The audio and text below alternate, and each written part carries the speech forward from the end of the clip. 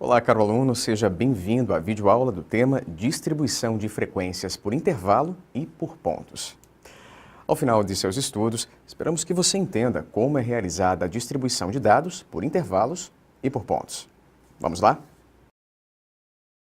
Algumas ferramentas da estatística descritiva nos permitem obter mais eficiência na manipulação de dados coletados como parte de uma pesquisa ou um trabalho equivalente. No seu dia a dia, você já comparou os preços de um mesmo produto em diversos supermercados para identificar em qual estava sendo cobrado o menor preço, certo? Se você já realizou esse tipo de pesquisa, deve ter coletado diferentes dados, não é mesmo? Nesse caso, você está analisando dados relacionados a uma variável. Por exemplo, a cerveja. Imagine que você analisou o preço de cerveja em 10 estabelecimentos e coletou os preços de forma aleatória. Esses dados formam o que chamamos de tabela primitiva. Nela, os dados são dispostos à medida que são coletados, sem nenhum tipo de ordem. Quando você organiza esses dados de alguma forma, temos uma tabela denominada rol. Um rol é uma série de dados coletados e organizados de alguma forma determinada pelo pesquisador e pode conter várias informações, o que proporciona a sua separação em intervalos a critério também do pesquisador. Usando o caso da cerveja, você separa os preços por intervalos. Por exemplo, um intervalo vai do preço de R$ 1,50 a R$ 2,00. O outro, de R$ 2,00 a R$ 2,50. E um terceiro intervalo vai de R$ 2,50 a R$ 3,00 por unidade.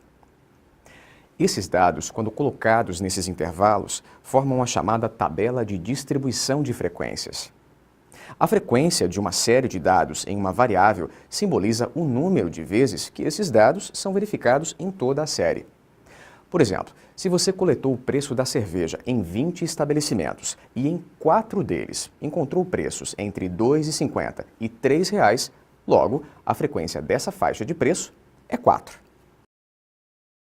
Esses intervalos de dados são chamados de classes. Por exemplo, a faixa R$ 2,50 a R$ 3,00 por lata de cerveja é uma classe. Nosso exemplo, portanto, possui 3 classes. A partir do conceito de classe, podemos realizar alguns cálculos adicionais. O limite de uma classe é dado pelos seus pontos extremos de máximo e mínimo. Por exemplo, o limite mínimo da primeira classe do nosso exemplo é R$ 1,50. Já o limite máximo da última classe é R$ 3,00. A amplitude de um intervalo de classe, portanto, é dada pela diferença entre os limites máximo e mínimo dessa classe. No nosso exemplo, como as classes têm distribuição semelhante, a diferença entre os limites é de 50 centavos para cada classe.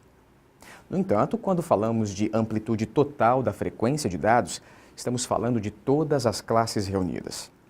Nesse caso, a amplitude total é dada pela diferença entre o limite máximo da última classe e o limite mínimo da primeira classe. No nosso exemplo, a amplitude total é de R$ 3,00 menos R$ 1,50, que é igual a R$ 1,50. Por fim, temos o conceito de ponto médio de um intervalo de classe. Ele é formado pelo ponto que divide o intervalo em duas partes iguais e é calculado pela soma dos limites maior e menor de uma classe dividido por 2. Vejamos a primeira classe do nosso exemplo. O ponto médio é dado por R$ 1,50 mais R$ 2,00 dividido por 2, resultando em R$ 1,75. Bem, chegamos ao final da nossa videoaula. Espero que você tenha aproveitado o nosso encontro e que tenha entendido a organização de dados em frequências e classes. Obrigado pela sua companhia e até breve.